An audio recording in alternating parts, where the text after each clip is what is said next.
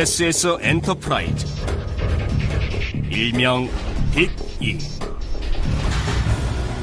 강철로 만들어진 전투 요새인 엔터프라이즈-1은 2차 대전에서 가장 숭배받고 가장 훈장을 많이 탄 전함이다.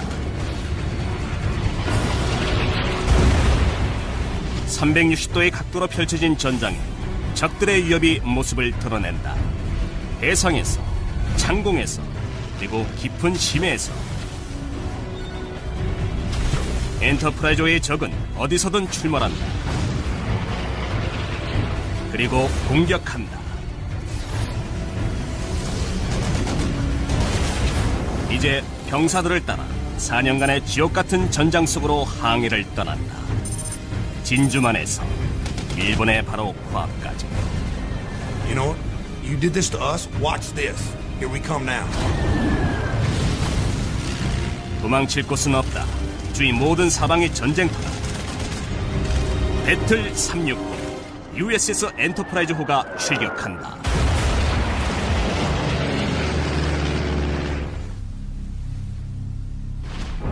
(1942년 2월 1일) 중태평양.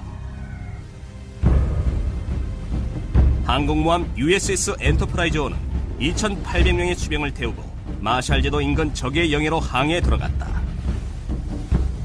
공해상에서의 전쟁이 거의 2달째에 접어들고 있었고 배 전체엔 긴장감이 돌았다. 오후 1시 40분 항공모함의 이물 우연에서 약 3km 떨어진 지점. 일본의 쌍발 엔진 폭격기 5대가 구름을 헤치고 낮은 활공으로 엔터프라이즈를 향해 돌진해왔다. 미츠비시 G4M. 연합군 암호명은 베티였다. 엔터프라이즈의 대공포가 포연을 터뜨리며 침입자들을 맞이했다.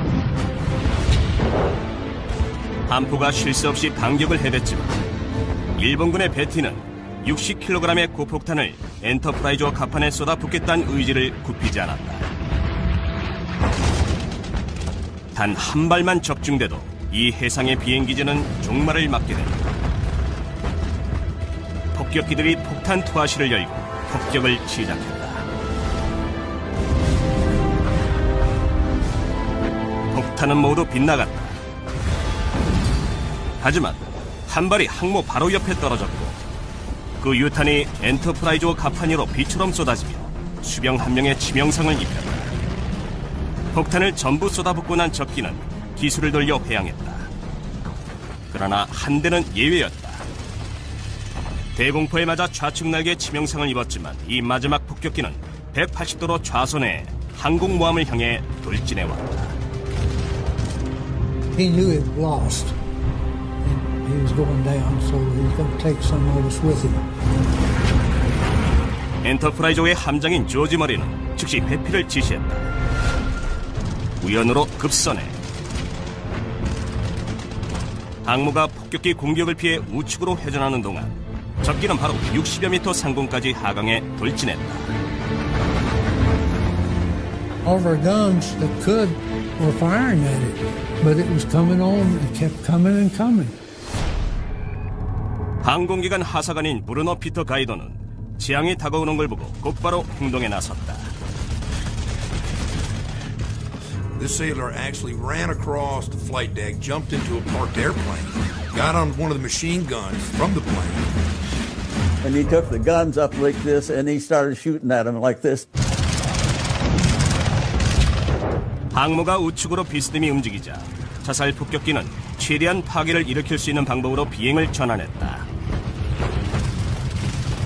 우측으로 급선해 한 다음 충돌 경로로 날아든 것이다.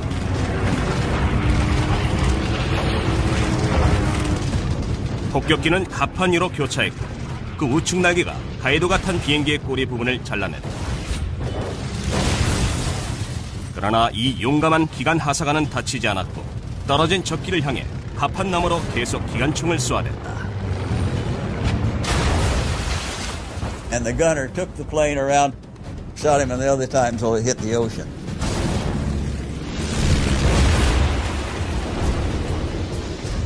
동료들 눈에 가이도가 모두의 목숨을 구한 것처럼 보였다. 그의 신속한 행동 덕분에 배 치명상을 입는 걸 막을 수가 있었다.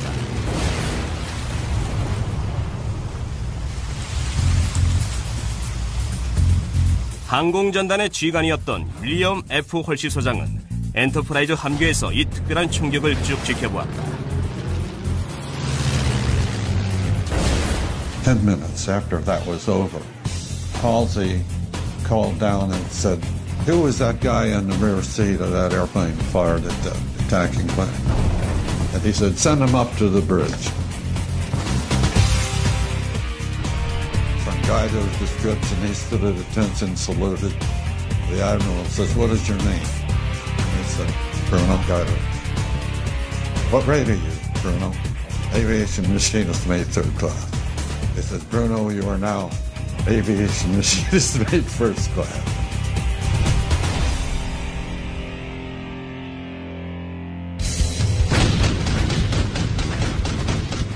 엔터프라이즈 수병들에게 그건 매일 겪는 일상의 하나였다. 역사상 가장 숭앙받는 이 항공모함은 이런 위기 상황을 앞으로 4년 동안 경험하게 된다.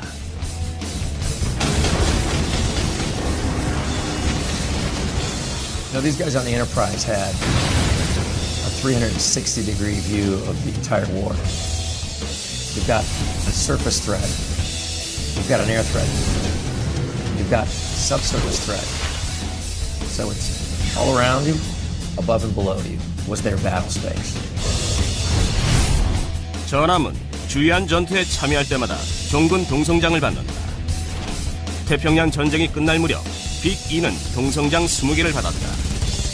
다른 전함보다 3개가 더 많았고 다른 항모보다는 7개가 더 많았다. 그래서 붙여진 별명이 럭키-E였다. A lot of the people called the Enterprise the Lucky E, but I don't think she was so lucky as she was good.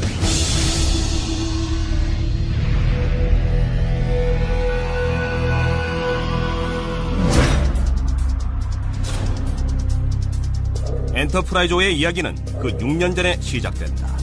1936년 진수된 USS 엔터프라이즈호의 영 숫자 명칭은 CV6였다.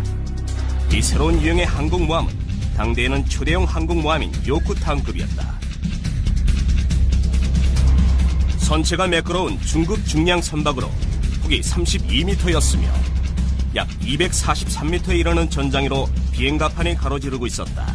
갑판은 워싱턴주의 목재로 선체는 펜실베니아 철강으로 만들어졌다. 만제시의 배수량이 25,000톤에 달했고 최대 19,200km의 항속거리를 최고속도 32.5노트로 항해할 수 있었다. 무기는 59경 기관총 24정, 1.1인치 4중 암포, 그리고 최대 16km 밖에 있는 항공이나 해상의 표적을 맞출 수 있는 5인치 함포 8문이 탑재돼 있었다. 빅-E의 중량은 함대에 있던 옛 항모보다 16,000톤 이상이 가벼웠지만 같은 수의 전투기를 실을 수가 있었다. 연료 효율도 더욱 높고 더욱 민첩했고 더욱 치명적이었다. The Enterprise had a spirit about it, indomitability. No other ship was going to compare with it. 엔터프라이즈호는 96대의 비행기를 실을 수가 있었다. It is an armed airport. You have all of those workshops and areas underneath the flight deck, called the hangar deck, where they service the planes and where the planes are usually stowed. There are 3 elevators, and that's how those planes are brought up to the flight deck or taken below. 항공모함은 TBD 디베스테이터 내격기 1개 대대가 정박할 수 있는 해상기지였다. 가장 느린 이 내격기는 적의 함선의 모습을 드러낼 때까지 기치를 숨기고 있었다. 그러면 F4F 와일드캣 전투기 대대는 항모 인근을 초계 비행하면서 적의 공습에 대비했다.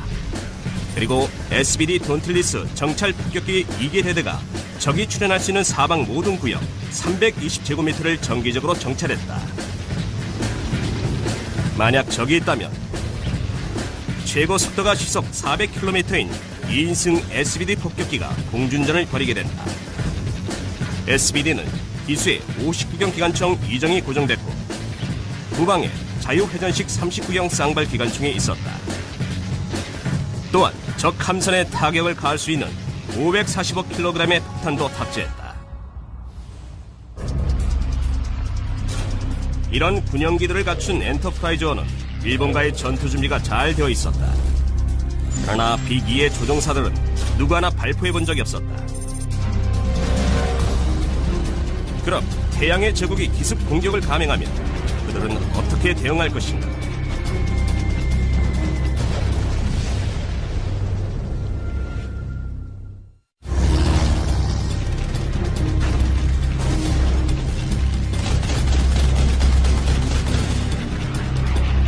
일본과의 전쟁이 임박했다. USS 엔터프라이즈호는 당대의 초대형 항공모함이었지만 혼자선 싸울 순 없었다. 바다의 항모는 미식 축구로 치면 커터백과 같다. 항공모함은 해상에서는 순양함과 구축함에 둘러싸여 보호를 받는다. 그리고 정찰기, 폭격기, 전투기들이 갑판에서 발진해 인근 상공을 순시한다. 그리고 때론 해저의 잠수함까지 초병의 역할을 하기도 한다. 항공모함 가장 가까이서 호위를 맡은 건 구축함의 역할이다. 구축함은 비교적 작은 전함으로 대수량 2200톤이 가장 일반적이다. 전장은 120여 미터, 폭은 약 12미터다. 엔터프라이즈와 마찬가지로 구축함의 가장 큰 함포는 이중 목적 5인치포다. 이 함포는 해상이나 대공 표적을 향해 5인치짜리 포탄을 날릴 수 있었다. 적기가 뜨면 이 함포들은 직격탄을 날릴 수는 없었다. 그러나 대공포화라고 하는 탄막포화를 퍼부었다. 함대를 향해 다가오는 적기를 떨어뜨리기 위해서 포탄은 일정 고도에 오르면 뇌관이 폭발했다. 폭발이 일으킨 파편의 폭풍이 휩쓸고 나면 검은 포연이 자욱했다. The destroyers were the last line of defense before the Japanese could get to the carriers. 빠른 기동력을 가진 순양함은 항공모함과 멀리 떨어져 방어의 제1선을 지키는 게 임무다. Their primary mission is to protect that carrier at all costs. Everything else is secondary. It was a team effort. 때에 따라선 잠수함들도 항공모함을 돕기도 했다. They're the eyes and the ears of that whole fleet. They can virtually be undetected. They're great for reconnaissance. And they can sink ships before they even know that they're there.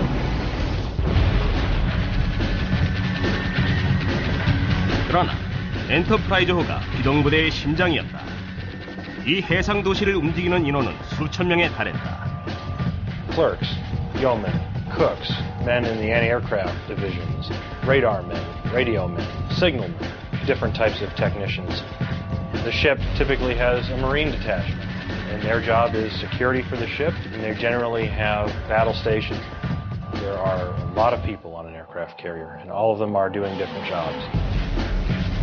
수병들의 평균 나이는 19살이었다. 엔터프라이즈호에 근무하기 위해서 전국 각지에서 젊은이들이 모여들었다. 갑판에는 남부와 중서부의 사투리가 넘쳐났다. 텍사스 출신 카우보이들은 거리의 우범지대 출신이 많았다.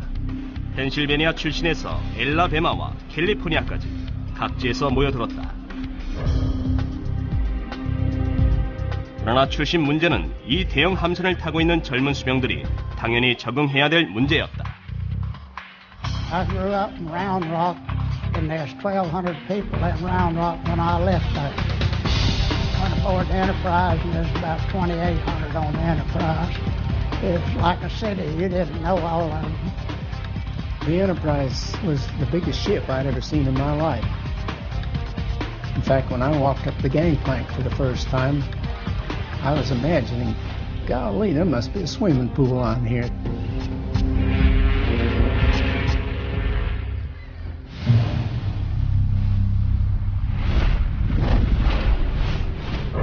(1941년) 엔터프라이즈호의 승무원들은 검증 안 된 수병과 해병에 지나지 않았다.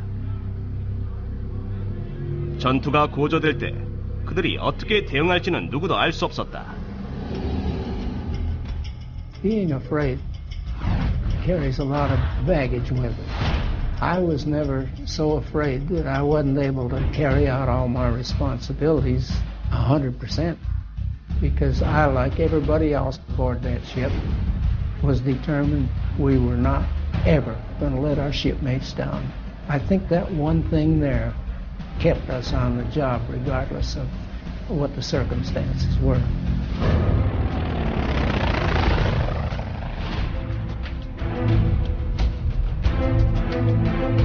강인함이 최우선시됐다. 엔터프라이저 기동부대를 이끄는 사람은 태평양에서 가장 거친 장군이었다. 윌리엄 F. 월치로 별명이 황소였다.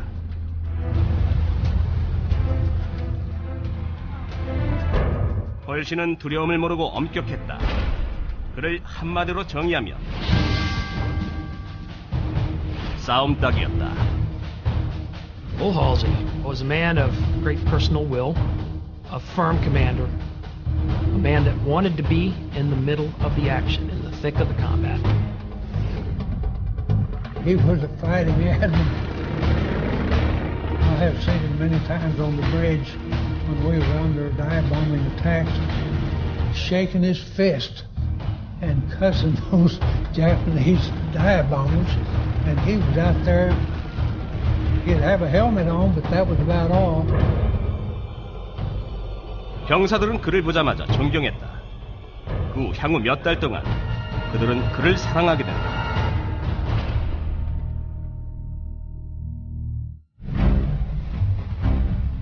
(1941년) 가을, 펄씨와 다른 지휘관들은 일본을 경계하며 주시했다. 일본 군들은 최근 몇 년간 계속 위협적인 움직임을 보였다. 중국을 침공하고 독일, 이탈리아와 연합해 악의 축을 형성했다. 태양의 제국은 자신들의 영역을 아시아 밖으로 넓히고 싶어 했다.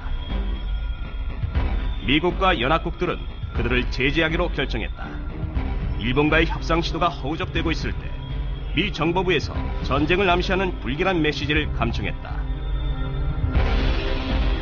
1941년 11월 27일 일본과의 회담이 중단됐다. 다음 날 펄씨 장군은 특별명령 활동을 승인했다. 전투명령 1호였다. 엔터프라이저의 서무계 혹은 사무병이었던 윌리엄 노버그는 펄씨가 명령을 내리며 독려하던 말을 회상했다. The things that I recall most clearly are the Enterprise is now operating under wartime conditions. Steady nerves and stout hearts are needed. 정말로 긴장하고 마음을 굳게 먹어야 했다. 1941년 12월 6일 엔터프라이저는 진주만에서 약 480km 떨어져 있었고 이날 저녁 기지로 귀환할 예정이었다. 하지만 천만다행인지 자연의 힘이 그들의 발길을 잡아끌었다.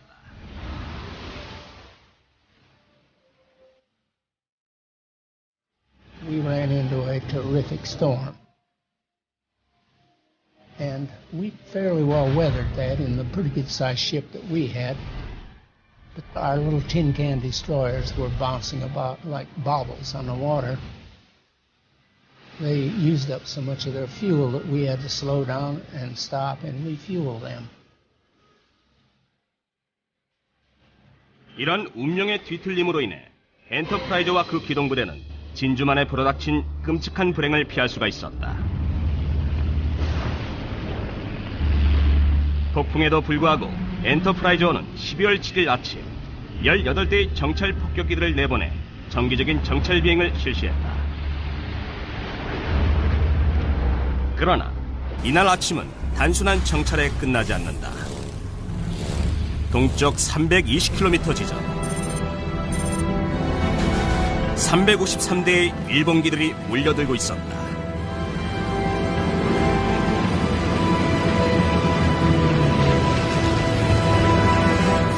엔터프라이저 승무원인 프랭크 그레이브스 병장은 잠시 지상초소 근무를 맡고 있었다. 진주만어기의 기관총 학교에서 교육받던 중이었던 그는 역사가 벌어지는 현장의 한가운데에 서게 된다.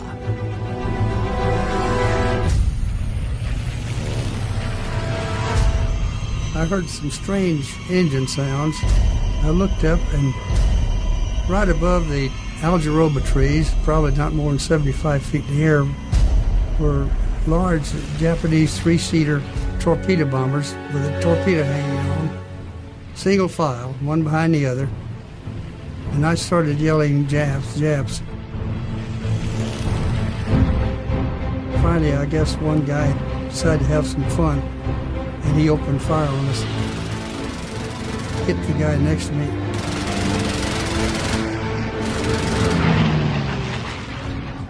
엔터프라이저가 이 전투에 끼어들진 않았지만 적들은 진주만에서 자신들의 화력이 어느 정도인지 예고편을 보여준다. 일본의 공습부대는 제로 전투기를 비롯해 미군이 일명 케이트라고 부르는 B-5N2 내격기가 포함되어 있었다. 케이트는 최고속도 시속 376km로 3인승이었으며 고공 폭격기 역할도 가능했다. 그러나 태평양 전쟁에서 어떤 연합군 전함도 침몰시킬 수 있는 가장 치명적인 비행기는 D3A1 극강화 폭격기로 별칭은 발이었다. 2인승으로 최대 속도가 시속 384km인 발은 250kg 폭탄 1개와 60kg 폭탄 2개를 탑재할 수 있었다. We could see the dive bombers working over Pearl Harbor.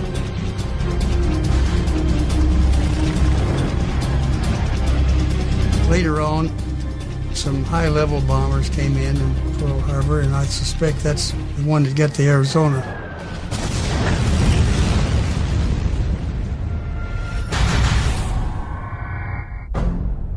진주만 소식은 160km 밖에 있던 엔터프라이즈호에도 전달됐다. Something came over the radio. Pearl Harbor under attack. This is no drill.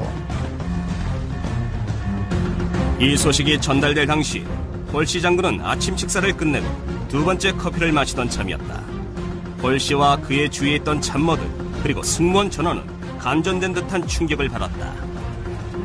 We were pretty much aghast. It just seemed surreal that we could actually be at war right that minute after we'd been at peace just a minute or so before. I think many of us grew up that morning.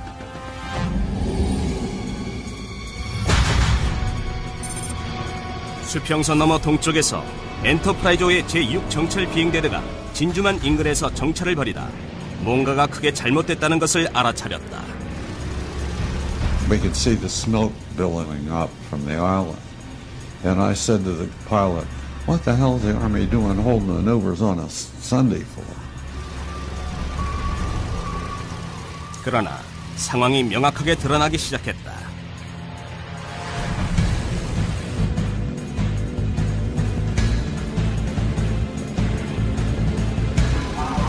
정찰대대의 무전기에 조종사 한 명이 보내는 긴급 신호가 잡혔다.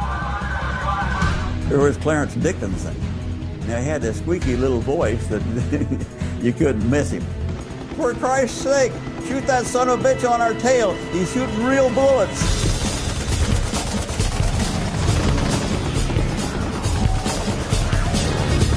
디킨슨이 진주만의 교전 지역으로 날아들자 다수의 제로 전투기들이 그에게 달려들었다.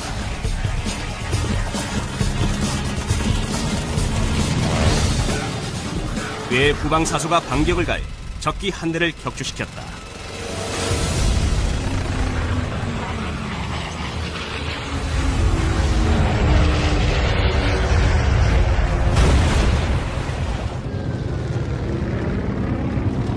그러나 결국엔 디킨슨의 비행기도 적의 총알 세례를 피하진 못했다.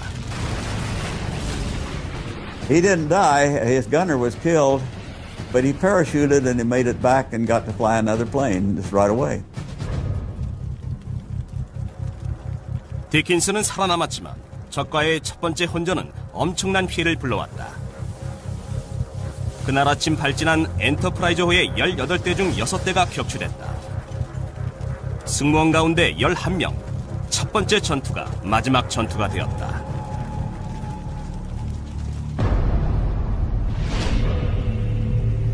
USS 엔터프라이즈호는 12월 8일 저녁 마침내 모항을 향해 귀환을 서둘렀다. 공습이 있은 지 32시간 후였다. The ships were on fire. There was smoke everywhere.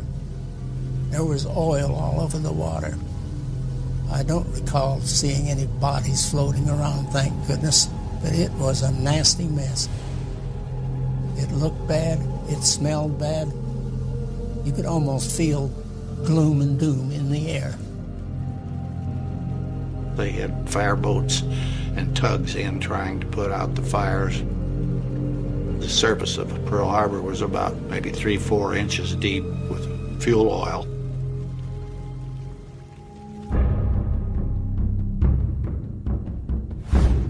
피해를 조사한 홀시 장군은 조사를 끝내고 이제 일본어는 지옥에서만 듣게 될 거라고 맹세했다.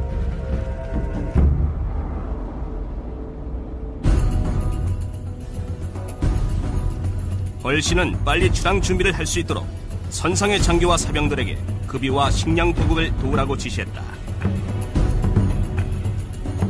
보통 24시간 작업해도 하루가 걸리는 일이었다.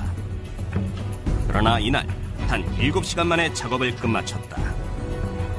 For the USS Enterprise to roll into Pearl Harbor, see all that carnage, for them to do what they need to do, within 7 hours, turn right back around and get back out to sea, most people would think that would be pretty amazing. I just think that it just shows the American spirit. That, you know what, okay, you did this to us, watch this. Here we come now. 일본의 진주만 기습을 받은 미 태평양 함대는 큰 손실을 입었다. 순양함 4척, 구축함 5척, 보조함 4척이 손상되거나 파괴되었다. 전함은 8척 중 1척도 온전하지 못했다. 4척은 침몰되고 나머지는 심각한 타격을 받았다. 그러나 정박해 있던 항공모함 7척은 피해를 입지 않았다. 일본은 결정적인 실수를 한 것이다. 그걸 곧 깨닫게 된다. 이때부터 엔터프라이즈와 동료 항모들은 일본군의 표적 목록 제1순위에 놓인다. Of course, the Japanese wanted them carriers. Because, first of all, they're taking out one of our ships. Then they're taking out airplanes. And they're taking out personnel all at the same time. So they're like killing 3 birds with 1 stone. They believe if they could have knocked out all of our carriers, that they could win this war hands down. We knew that we were an awful big target. 화요일 아침 엔터프라이즈호는 진주만을 출항해 낯선 세계로 들어갔다. 죽음의 위협이 수평선 너머에 움츠리고 있었다. I suspect every one of us probably would have had in our mind, why did this have to happen? But now that it has, what are we going to do about it? When we went back to sea on Tuesday morning, for all we knew, we were right into the jaws of the Imperial battle fleet. So we were a bunch of scared sailors. 엔터프라이즈와 기동부대의 선상에 긴장이 높아진 것은 당연한 일이었다. 적의 잠수함에 대한 두려움이 일었다. 온 신경이 잠수함 찾기에 집중됐다. Someone spotted something they thought was a periscope, and of course the destroyer escorts opened fire on it. Dropped a few depth charges around. This thing kept bobbing up periodically. And they finally got up close enough to see what it was. Someone had lost a mop overboard somewhere near the line, and this thing was, the mop handle kept bouncing up toward the surface. And everyone was a little bit amazed about all of the depth charges and ammo was wasted on that mop.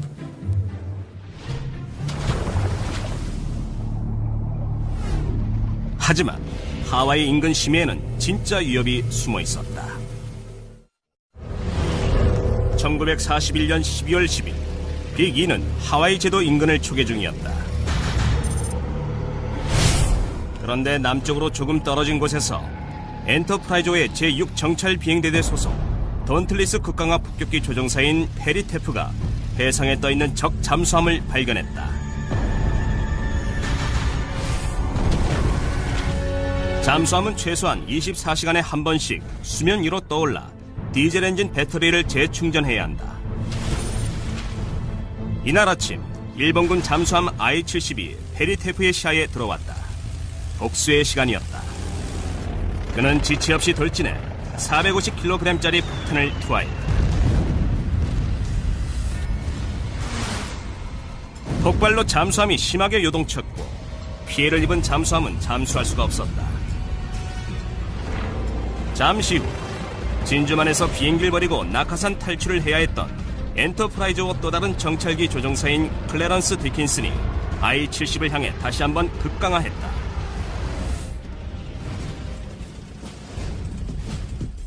이 차 대전의 극강화 폭격기 조종사들은 강심장들이었다. 던틀리스 조종사들은 시속 440km로 수직 비행을 감행하면서도 캐노피를 열어놓았다. 그래야 요격됐을 때 신속히 탈출할 수가 있었다. 적을 좀 더 확실히 놀래주기 위해 그들은 깎아지르는 듯한 70도, 75도의 수직 급강화를 감행했다. 70-degree dive angle on a World War II dive bomber. It's pretty dynamic. It's like your face is pointing at the ground. If I hold you up by your feet and give you just a little bit of push forward, that's 70 degrees. And we don't have to dive at 70-degree angles today because technology has allowed us to do much less dynamic dive angles. 디킨스는 잠수함을 향해 돌진해서 작업을 마무리했다.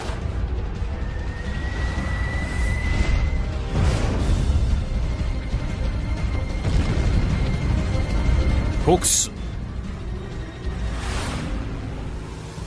그것은 2차 대전에서 미 해군이 격침시킨 최초의 적 함선이었다. 그리고 그 공적은 USS 엔터프라이즈의 몫이었다. For the USS Enterprise to get the first naval kill, had to lift the spirits not only of just the ship's crew itself, but all of the American people. To show, you know what, we're not done. We're not even close to being done. 엔터프라이저는 1942년 1월 하순까지 하와이 근해에서 적의 임무를 계속했다. 열심히 수색했지만 하와이 인근에서 적의 비행기와 선박을 찾을 수가 없었다. 일본군 함대는 이미 먼 해상으로 물러나 있었다.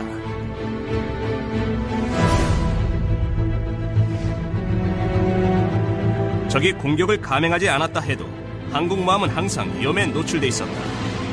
비행기가 비행 갑판에 이착륙할 때마다 죽음이 아른거렸다.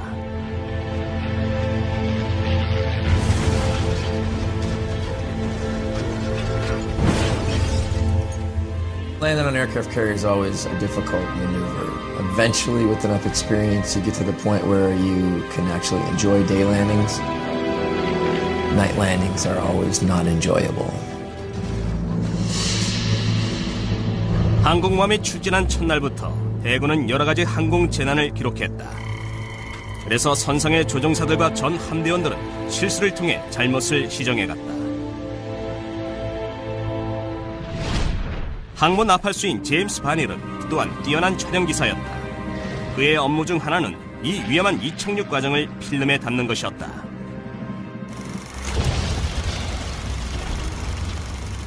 I saw so many that would bounce and go over the side or came into one side of the flight deck or the other and go into the catwalk.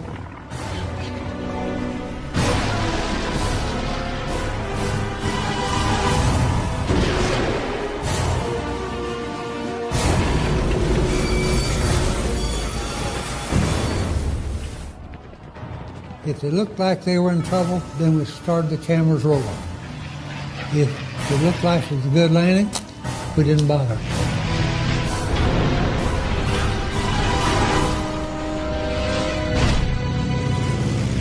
조종사들은 카메라맨이 자신들을 촬영한다는 걸 느끼면 착륙이 뭔가 잘못되고 있다는 걸 깨달았다.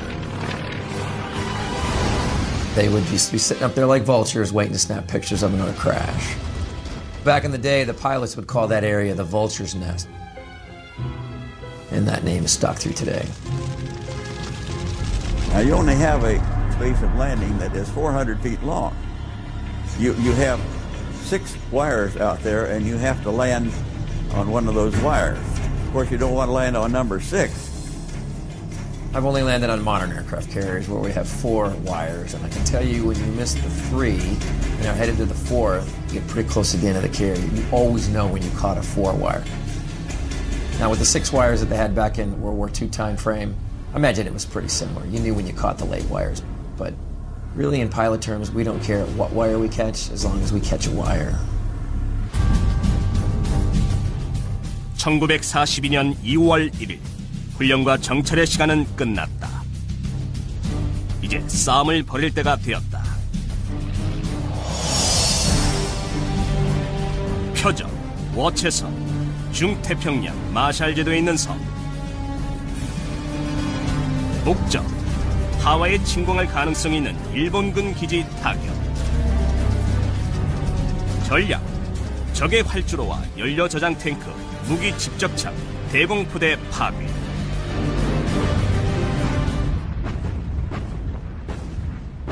엔터프라이즈 기동부대의 순양함 USS 노샘튼이 공격을 개시했다. 노샘튼의 8인치 포에서 뿜어져 나간 118kg의 포탄이 8km를 날아가 섬의 표적에 떨어졌다.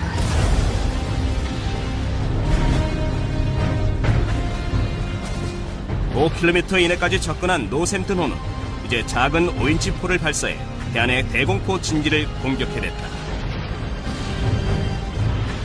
They were firing shells over the Japanese shore batteries. And instead of hitting the shore batteries with direct hits, the shells were exploding over the shore batteries and showering those positions with shrapnel. USS 노샘튼호는 전장 180m, 폭 20m, 그리고 배수량은 9,000톤이었다. 최고 속도는 32.5노트까지 낼 수 있었다. 9문의 8인치 함포와 4문의 5인치 라이플, 8정의 59경 기관총, 6기의 어뢰 발사관을 갖추고 막강한 화력을 과시했다. 워체섬은 이날 아침 이 위력을 경험했다. 워체 서쪽 160km 화잘렌 환초에선 적의 함선들이 모여 집중적인 감시를 하고 있었다. 노샘튼이 워체섬을 공략하는 동안 엔터프라이즈호는 SBD 폭격기들을 보내 화잘렌 계류장을 공습하게 했다. 더스티 클리스는 작은 화잘렌 섬의 전초기지를 향해 날아갔다.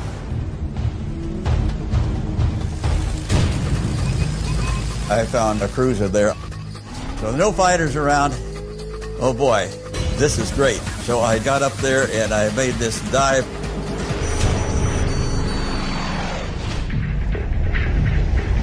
현대전에선 급강하라는 용어가 낯설다. 1200m 밖에서 정확하게 표적에 유도되는 폭탄을 쓰는 요즘엔 그런 비행을 하지 않는다.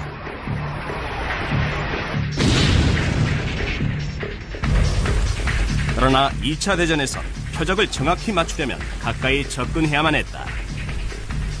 There's a lot of factors that come into dive bombing. Speed, dive angle, altitude of release, winds aloft. Clearly, the longer you wait to release the bomb, the closer into the target you're going to be, and the less all those factors can influence the bomb's trajectory. So, in that respect, waiting is better. But you also got to be able to pull out of that dive bomb. And you also want to release the munition so that when it explodes, you're not caught in the frag pattern. So, back then, typically released a bomb between 1,000 and 2,000 feet. Again, the longer you wait, the more accurate it's going to be. But also the faster you're going to be pulling out and the lower you're going to be pulling out. So it's kind of there's a happy medium in there somewhere. 일본 순양함을 향해 급강하는 클리스는 오직 230kg짜리 폭탄 한 발만 탑재하고 있었다. He knew he had one shot only. Everything had to be perfect. And he did it. I clobbered it. 수평 비행으로 전환할 때 클리스는 중력의 대여섯 배에 해당하는 압박을 느꼈다. 그러나 적의 면전에 다가가 KO 펀치를 날리는 것보다 더 기분 좋은 일은 없었다. 북쪽 8km 지점, 엔터프라이즈의 또 다른 극강화 폭격기 조종사가 칼로스 해협 인근에서 상선 집단을 발견했다.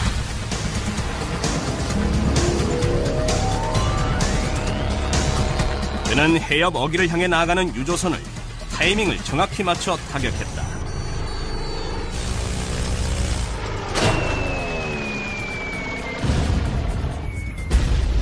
It was trying to go out at sea, and he hit it right on the head and caught it on fire. 유조선은 마침 해협의 관문을 통과하려던 중이라 나머지 선박들의 통행을 완전히 차단시켜버렸다. Well, here were all these ships inside of the lagoon. Then the USS Enterprise launched 9 torpedo planes after it to go get those remaining ships that were caught inside that channel. Practically no anti-aircraft gun, and here these things couldn't move. Well, it was like shooting fish in a barrel. 엔터프라이저가 발진시킨 내격기들은 더글라스 TBD 디베스테이터였다. 이 낡아빠진 느림부 비행기는 머지않아 민첩한 비행기들로 대체된다. 최고 속도는 시속 331km였고 상승률은 분당 216m에 불과했다. TBD는 전투기든 대공포하든 적의 공격에 모두 취약했다.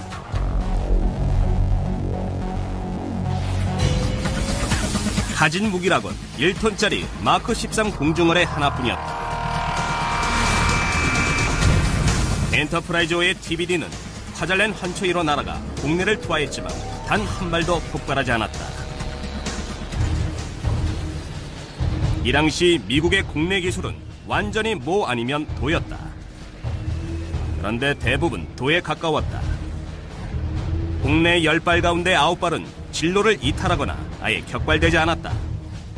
목숨을 걸고 비행에 나선 조종사들에겐 정말 황당한 일이었다.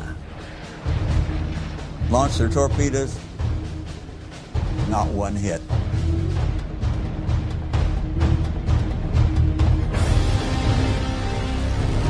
다행히 이 지역엔 다른 폭격기들도 있었다.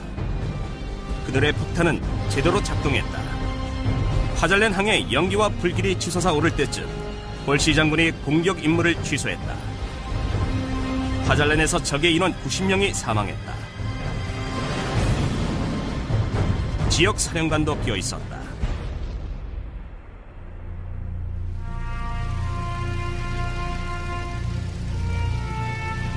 마샬 제도 공습은 대성공이었다. 엔터프라이즈호는 열렬한 환영을 받으며 진주만으로 개선했다.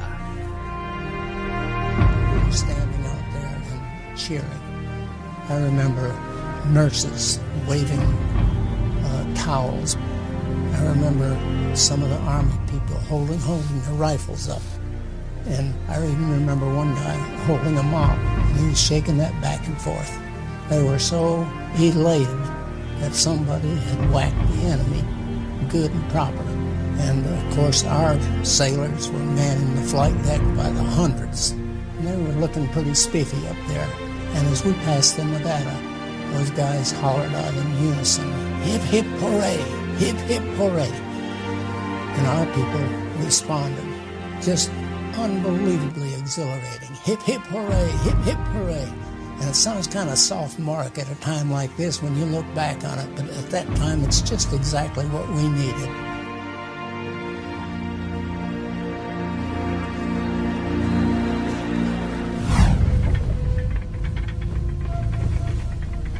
엔터프라이즈호의 수병들과 항공병들은 다시 한번 달콤한 복수를 하게 된다. 1942년 4월 중반 USS 엔터프라이즈호 갑판의 수병들은 날씨가 쌀쌀해지는 걸 느꼈다. 몇 주 동안 따뜻한 남쪽에서 작전을 펼쳤지만 이제 북쪽으로 올라가면서 포근하던 날씨가 바뀌었다. 사령관만이 북진하는 이유를 알았다. 엔터프라이즈호의 긴장감은 여전히 높았다. 조용하던 바다에 어느 순간 갑자기 일본군의 제로 전투기나 내격기가 나타나 함선의 공격을 퍼부어댈지 알 수가 없었다.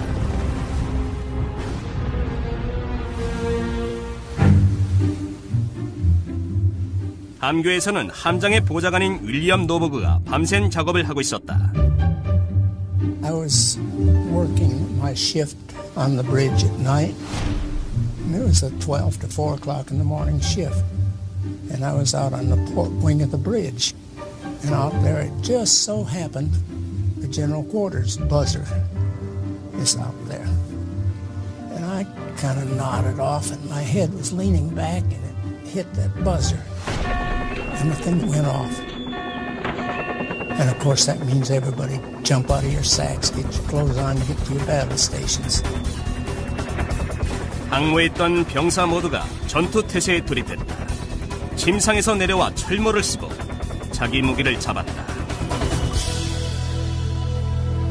그러나 하늘은 평온했다.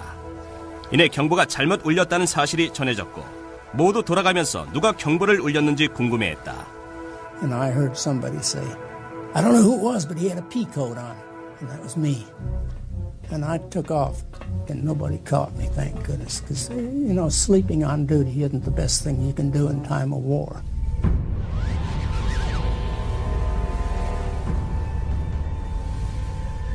(4월 10일) 아침 약 6시경 빅2와 기동부대의 대원들은 원거리에서 예상치 못한 광경을 목격한다.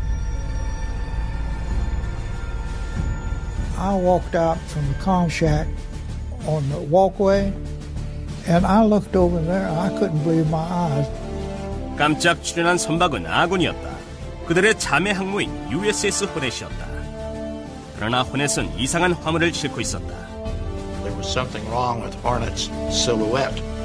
What was wrong with it is the flight deck was half covered with these big, strange-looking airplanes that were not painted Navy colors, and they weren't naval aircraft. And they finally figured out they were B-25s, and they had Army camouflage painted on them. 일본의 심장을 폭격하기 위해 육군의 B-25를 빌려온 것이었다. 표적, 도쿄와 일본의 산업시설. 목적, 공장과 군수시설을 공격하고 본토를 공격함으로써 적의 사기를 꺾는다. 전략, 16대의 B-25 폭격기를 USS 호넷에서 발진시킨다. I don't like to use the word revenge, but sure. I mean, there was some revenge that they wanted to get some back. You know, they were mad, and they weren't to stand for it then, and we don't stand for it now. You know, you reach out and you hurt us, we're coming after you. And you know what? There ain't a damn thing you can do about it.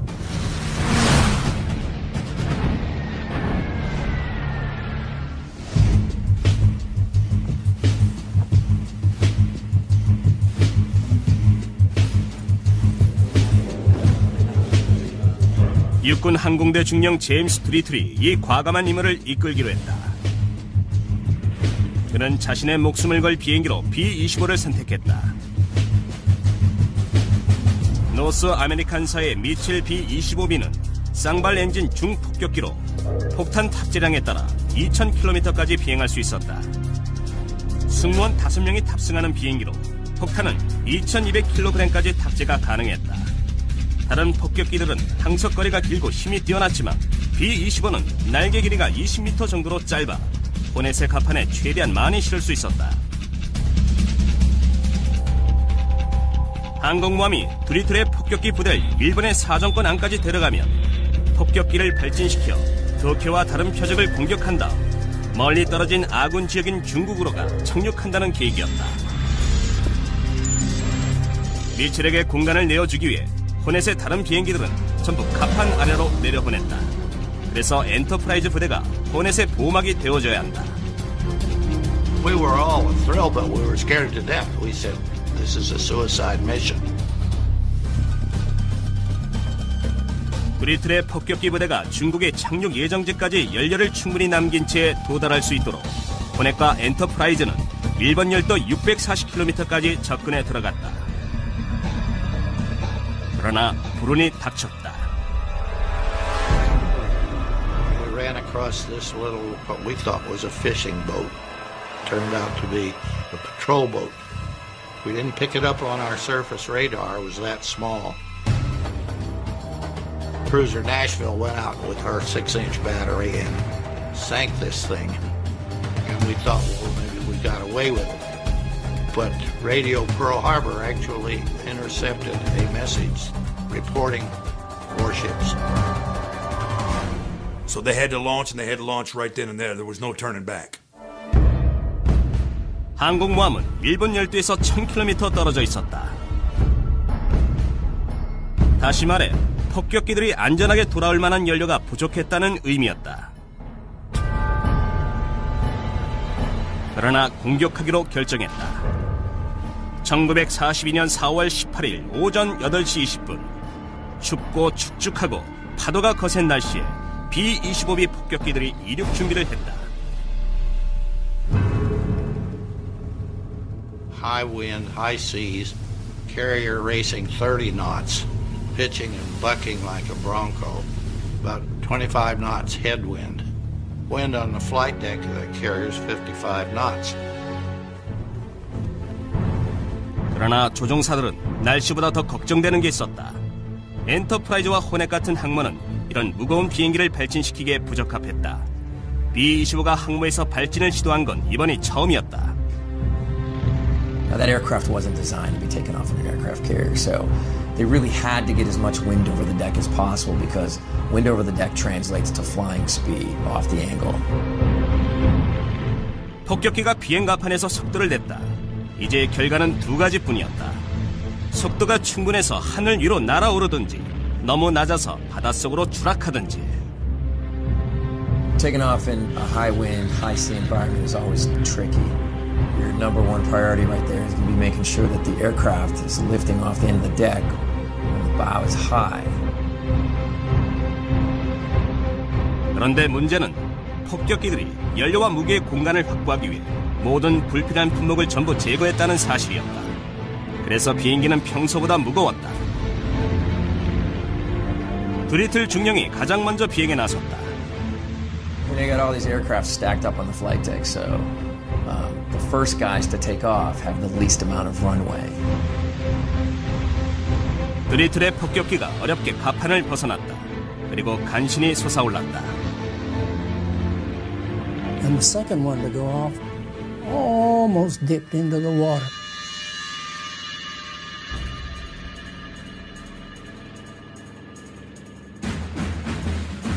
And if I recall, there was one more plane that almost went in the drink.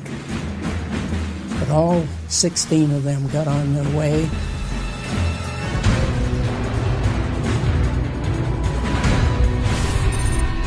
발진 4시간 만에 폭격기들은 표적에 도달했다. 적의 대공포에도 불구하고 폭격기들은 각각 900kg의 폭탄을 일본 열도의 심장에 투하했다.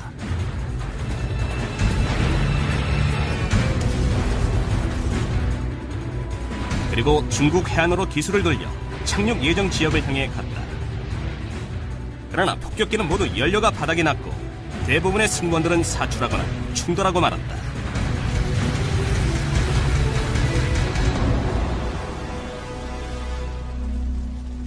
그 과정에서 3명이 사망하고 8명은 일본군에게 사로잡혔다.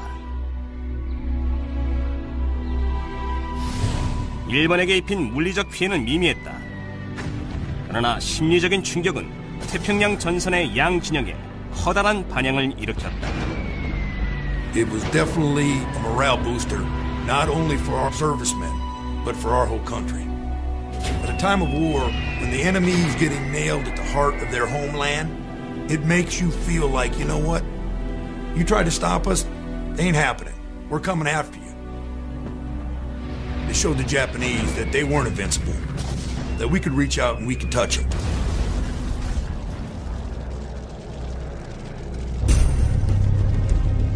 전쟁이 벌어진 첫 6개월은 엔터프라이즈 대원들에게 시험의 무대였다. 1941년 12월 빅2의 승무원들은 수평선 너머에 뭐가 있는지도 모른 채 태평양으로 항해했다. 그러나 이제는 전투 시험을 통과한 전투기계가 되어 있었다. 선상의 사기는 하늘을 찔렀다. We didn't look for the war to last very long. We just didn't think that the Japanese were that strong.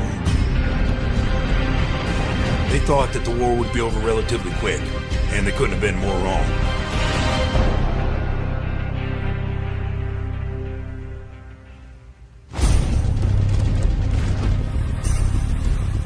엔터프라이즈 기동부대의 조종사들과 사수들은 머지않아 적군과 다시 조우하게 된다.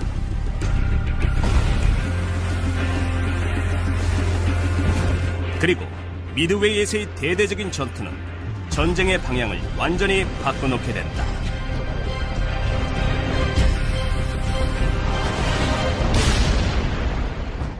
정보부에서 전쟁을 암시하는 불길한 메시지를 감청했다. 1941년 11월 27일 일본과의 회담이 중단됐다. 다음 날 홀시 장군은 특별명령 활동을 승인했다. 전투명령 1호였다.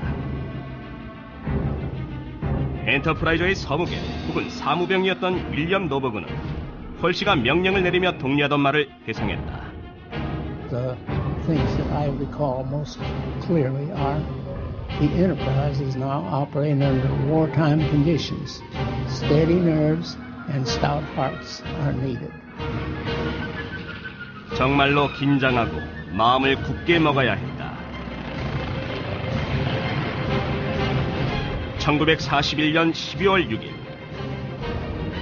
엔터프라이저는 진주만에서 약 480km 떨어져 있었고 이날 저녁 기지로 귀환할 예정이었다.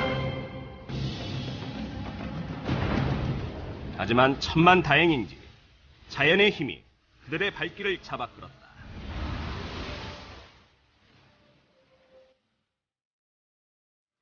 We ran into a terrific storm.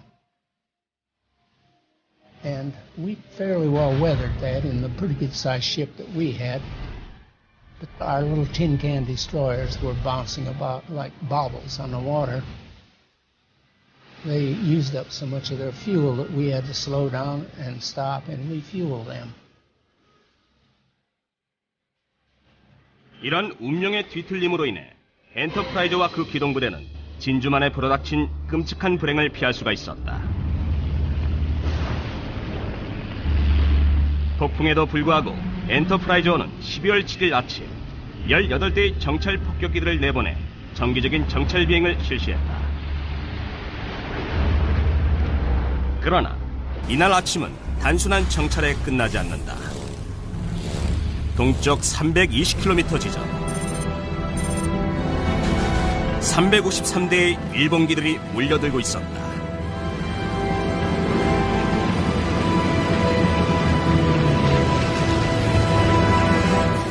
엔터프라이저 승무원인 프랭크 그레이브스 병장은 잠시 지상초소 근무를 맡고 있었다.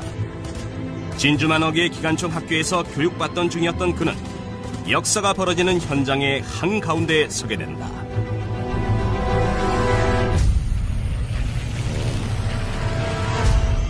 I heard some strange engine sounds. I looked up and right above the algaroba trees, probably not more than 75 feet in the air, were large Japanese three-seater torpedo bombers with a torpedo hanging on, single file, one behind the other. And I started yelling, "Japs, Japs." Finally, I guess one guy decided to have some fun, and he opened fire on us. Hit the guy next to me.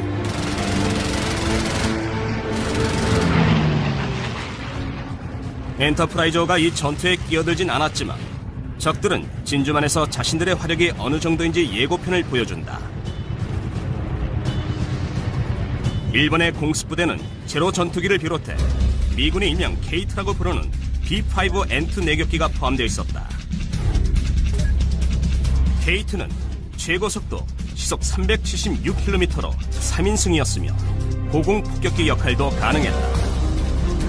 그러나 태평양 전쟁에서 어떤 연합군 전함도 침몰시킬 수 있는 가장 치명적인 비행기는 D3A1 극강화 폭격기로 별칭은 발이었다.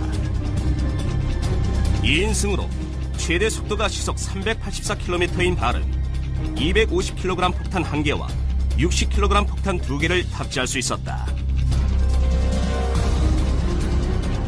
We could see the dive bombers working over Pearl Harbor.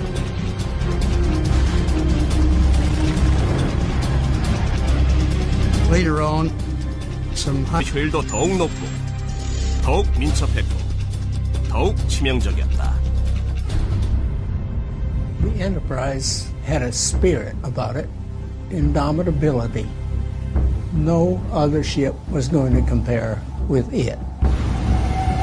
엔터프라이저는 96대의 비행기를 실을 수가 있었다. It is an armed airport. You have all of those workshops and areas underneath the flight deck, called the hangar deck, where they service the planes and where the planes are usually stowed. There are 3 elevators, and that's how those planes are brought up to the flight deck or taken below. 항공모함은 TBD 디베스테이터 내격기 1개 대대가 정박할 수 있는 해상기지였다. 가장 느린 이 내격기는 적의 함선이 모습을 드러낼 때까지 기치를 숨기고 있었다. 그러면 F4F 와일드캣 전투기 대대는 항모 인근을 초계 비행하면서 적의 공습에 대비했다. 그리고 SBD 돈틀리스 정찰 폭격기 2개 대대가 적이 출현할 수 있는 사방 모든 구역 320제곱미터를 정기적으로 정찰했다. 만약 적이 있다면 최고 속도가 시속 400km인 2인승 SBD 폭격기가 공중전을 벌이게 된다. SBD는 기수에 59경 기관총 이정이 고정됐고 후방에 자유회전식 39형 쌍발 기관총이 있었다. 또한 적 함선에 타격을 가할 수 있는 545kg의 폭탄도 탑재했다. 이런 군용기들을 갖춘 엔터프라이저는 일본과의 전투 준비가 잘 되어 있었다. 그러나 B2의 조종사들은 누구 하나 발포해 본 적이 없었다. 그럼 태양의 제국이 기습 공격을 감행하면 그들은 어떻게 대응할 것인가?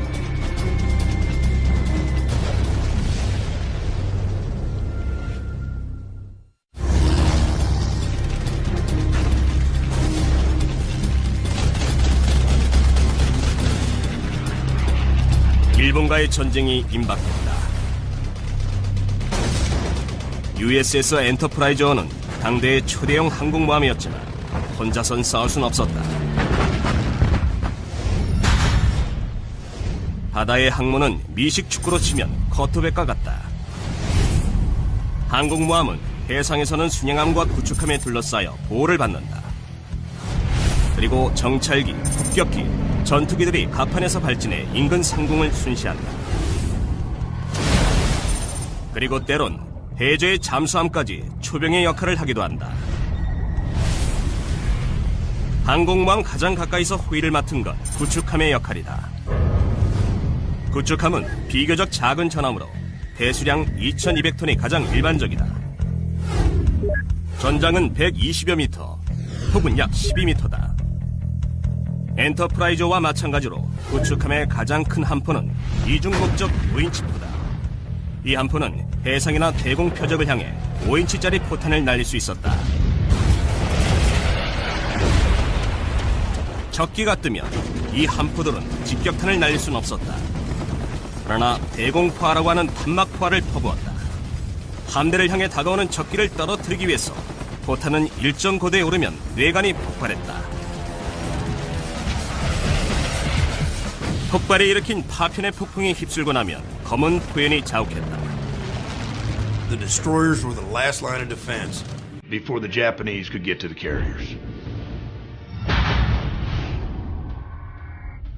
빠른 기동력을 가진 순양함은 항공모함과 멀리 떨어져 방어의 제1선을 지키는 게 임무다.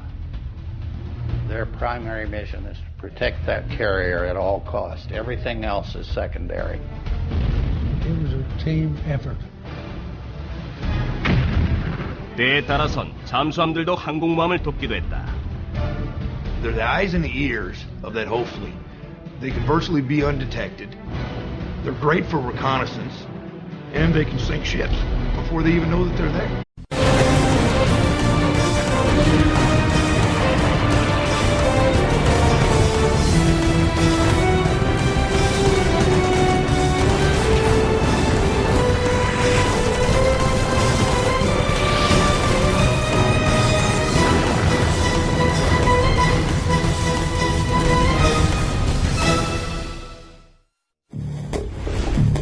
USS 엔터프라이즈. 일명 빅2. 강철로 만들어진 전투 요새인 엔터프라이즈-1은 2차 대전에서 가장 숭배받고 가장 훈장을 많이 탄 전함이다. 360도의 각도로 펼쳐진 전장에 적들의 위협이 모습을 드러낸다. 해상에서, 창공에서, 그리고 깊은 심해에서. 엔터프라이즈의 적은 어디서든 출몰한다. 그리고 공격한다. 이제 병사들을 따라 4년간의 지옥 같은 전장 속으로 항해를 떠난다. 진주만에서 일본의 바로 코앞까지. You know what? You did this to us. Watch this. Here we come now. 도망칠 곳은 없다. 주위 모든 사방이 전쟁터다. 배틀 365 USS 엔터프라이즈호가 출격한다.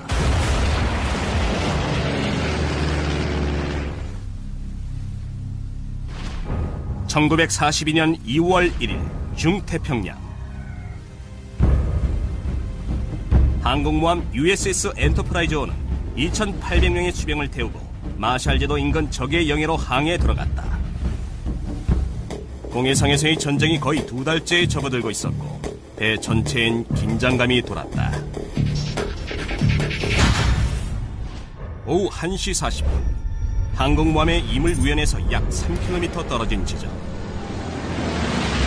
일본의 쌍발 엔진 폭격기 5대가 구름을 헤치고 낮은 활공으로 엔터프라이즈를 향해 돌진해왔다. 미츠비시 G4M. 연합군 암호명은 베티였다. 엔터프라이즈의 대공포가 포연을 터뜨리며 침입자들을 맞이했다. 함포가 쉴 새 없이 반격을 해댔지만 일본군의 베티는 60kg의 고폭탄을 엔터프라이즈와 갑판에 쏟아붓겠다는 의지를 굽히지 않았다. 단 한 발만 적중돼도 이 해상의 비행기지는 종말을 맞게 된다. 폭격기들이 폭탄 투하실을 열고 폭격을 시작했다. 폭탄은 모두 빗나갔다. 하지만 한 발이 항모 바로 옆에 떨어졌고 그 유탄이 엔터프라이즈호 갑판 위로 비처럼 쏟아지며 수병 한 명의 치명상을 입혔다. 폭탄을 전부 쏟아붓고 난 적기는 기술을 돌려 회항했다. 그러나 한 대는 예외였다. 대공포에 맞아 좌측 날개에 치명상을 입었지만 이 마지막 폭격기는 180도로 좌선해 항공모함을 향해 돌진해왔다. He knew he was lost. And he was going down, so he was going to take some of us with him. 엔터프라이즈의 함장인 조지 머리는 즉시 회피를 지시했다. 우연으로 급선해 항모가 폭격기 공격을 피해 우측으로 회전하는 동안 적기는 바로 60여 미터 상공까지 하강해 돌진했다. All of our guns that could were firing at it, but it was coming on. It kept coming and coming. 항공기관 하사관인 브루노 피터 가이도는 재앙이 다가오는 걸 보고 곧바로 행동에 나섰다. This sailor actually ran across the flight deck, jumped into a parked airplane, got on one of the machine guns from the plane. And he took the guns up like this and he started shooting at them like this.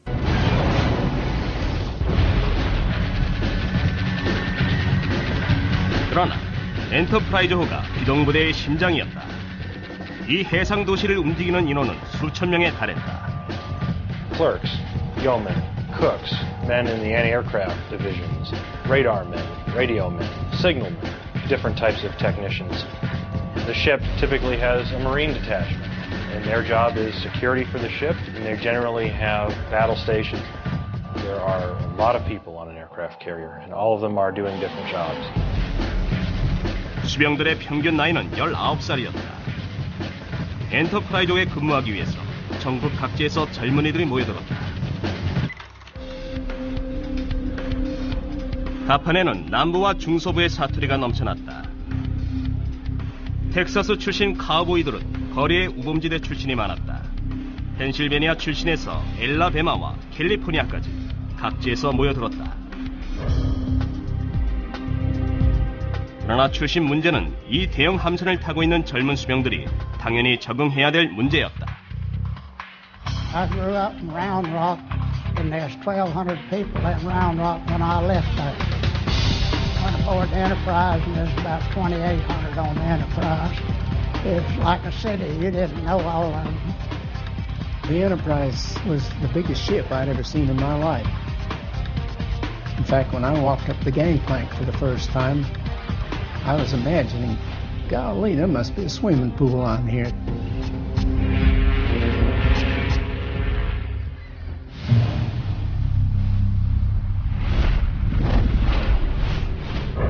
(1941년) 엔터프라이즈의 승무원들은 검증 안 된 수병과 해병에 지나지 않았다.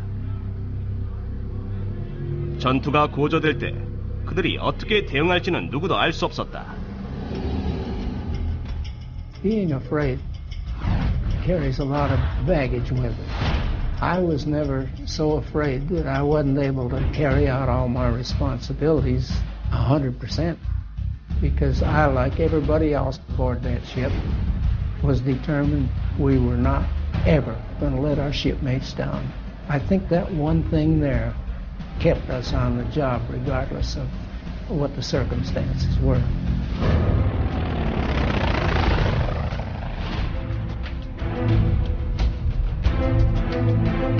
강인함이 최우선시됐다. 엔터프라이저 기동부대를 이끄는 사람은 태평양에서 가장 거친 장군이었다. 윌리엄 F. 홀시로 별명이 황소였다.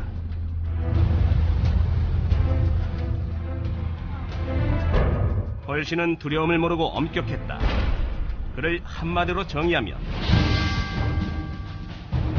싸움닭이었다. Bull Halsey was a man of great personal will, a firm commander, a man that wanted to be in the middle of the action, in the thick of the combat. He was a fighting admiral. I have seen him many times on the bridge when we were under dive-bombing attacks, shaking his fist and cussing those Japanese dive bombers. And he was out there, he'd have a helmet on, but that was about all. 병사들은 그를 보자마자 존경했다. 그 후 향후 몇 달 동안 그들은 그를 사랑하게 된다.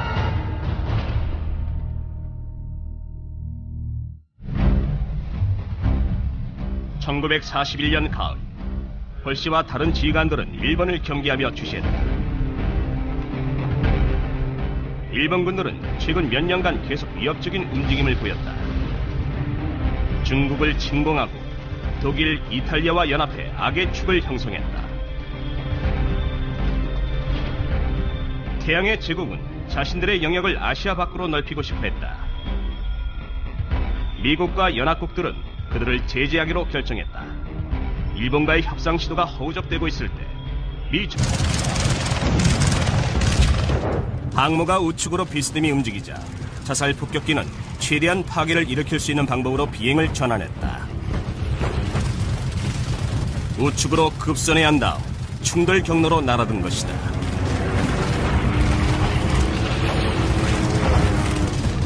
폭격기는 갑판 위로 교차했고 그 우측 날개가 가이도가 탄 비행기의 꼬리 부분을 잘라냈다. 그러나 이 용감한 기관 하사관은 다치지 않았고 떨어진 적기를 향해 갑판 너머로 계속 기관총을 쏘아댔다. And the gunner took the plane around, shot him in the other time until it hit the ocean.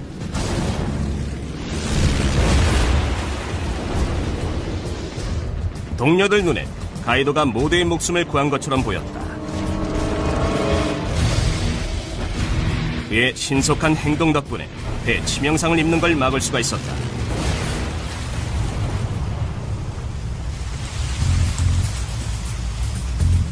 항공전단의 지휘관이었던 윌리엄 F. 홀시 소장은 엔터프라이즈 함교에서 이 특별한 충격을 쭉 지켜보았다.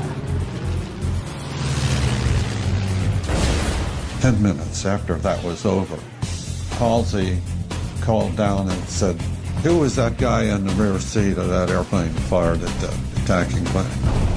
And he said, send them up to the bridge. From Guido's description, he stood at attention, saluted. The admiral says, what is your name? And he said, Colonel Guido. What grade are you, Bruno?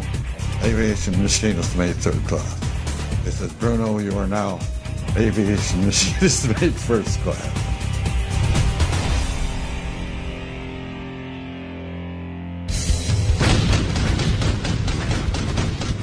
엔터프라이즈 수병들에게 그건 매일 겪는 일상의 하나였다. 역사상 가장 숭앙받는 이 항공모함은 이런 위기 상황을 앞으로 4년 동안 경험하게 된다.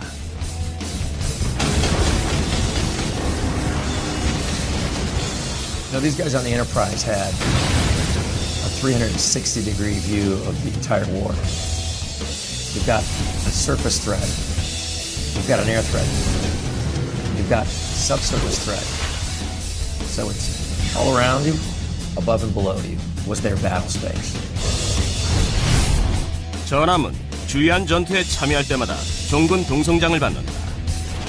태평양 전쟁이 끝날 무렵 빅-2는 동성장 20개를 받았다. 다른 전함보다 3개가 더 많았고 다른 항모보다는 7개가 더 많았다.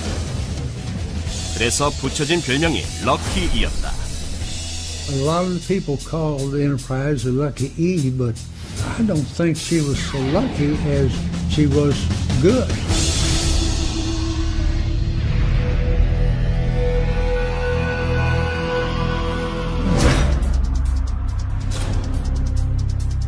엔터프라이즈호의 이야기는 그 6년 전에 시작된다. 1936년 진수된 USS 엔터프라이즈호의 영 숫자 명칭은 CV6였다. 이 새로운 유형의 항공모함은 당대에는 초대형 항공모함인 요크타운급이었다. 선체가 매끄러운 중급 중량 선박으로 폭이 32m였으며 약 243m에 이르는 전장으로 비행갑판이 가로지르고 있었다. 갑판은 워싱턴주의 목재로 선체는 펜실베니아 철강으로 만들어졌다. 만재시의 배수량이 25,000톤에 달했고 최대 19,200km의 항속거리를 최고속도 32.5노트로 항해할 수 있었다. 무기는 59경 기관총 24정, 1.1인치 4중 암포, 그리고 최대 16km 밖에 있는 항공이나 해상의 표적을 맞출 수 있는 5인치 함포 8문이 탑재돼 있었다. 빅-2의 중량은 함대에 있던 옛 항모보다 16,000톤 이상이 가벼웠지만 같은 수의 전투기를 실을 수가 있었다. 연료